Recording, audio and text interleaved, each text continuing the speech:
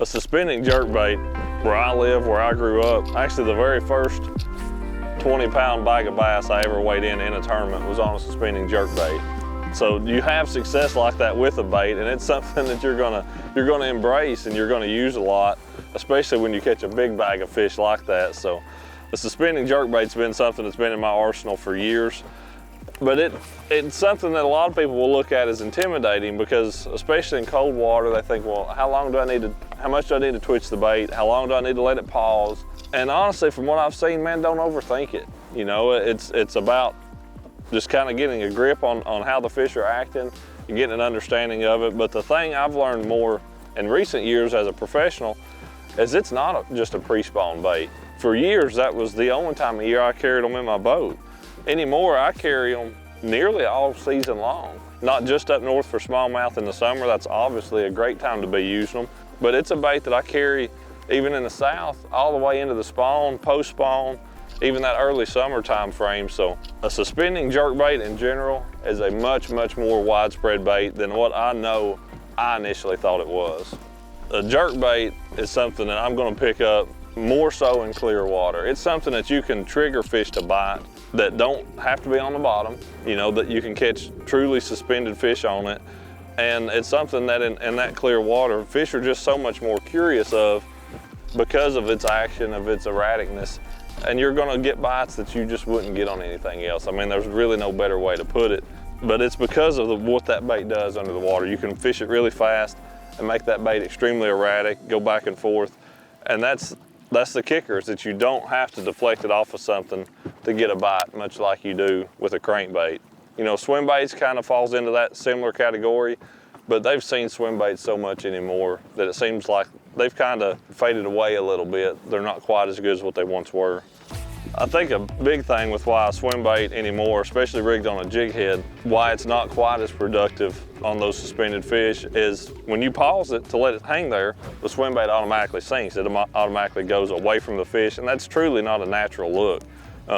Bait fish rarely just sink straight to the bottom. They're gonna hang there, they're gonna suspend, which is what a suspending jerkbait does. You pause it, it can sit there and wait and be hanging right in that bass's face, and that's when the majority of your bites come. This bait, what makes it so unique, hands down different than everything else, is that turned down tail. That's not the back end of the bait. You can see I've got it tied on up here. That's where the lip is. But that turned down tail just stops that bait in its tracks.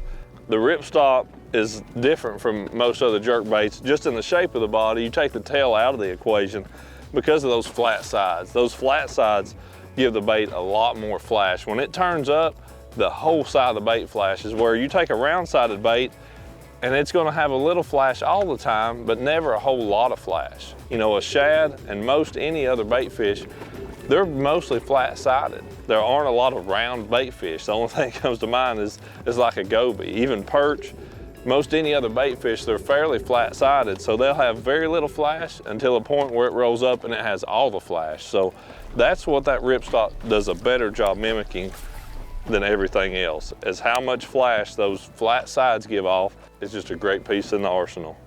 The great thing about a jerkbait is that it's something that most anybody can fish. You know, there's really not a wrong way to fish it. You can twitch that bait, you can twitch it along, or you can just slow, steady reel it. And on a slow, steady retrieve, and then you stop, with that kick down tail, that bait just hangs right there, right in that fish's face. It doesn't go away from it. So unlike a crankbait that you're reeling along, you know, maybe bounce along the bottom, and then you stop and it pauses and wants to float up, that ripstop just hangs right there in that fish's face. So when those fish are tracking it on that steady retrieve, just an occasional stop, man, that's gonna trigger a lot of strikes. You can also, with that bait, that one actually bit it on the straight retrieve right there. I was gonna try to give you more of a tip, but I got rudely interrupted by this bass. Just slow, steady retrieve, just swimming that dude along. That one ate it.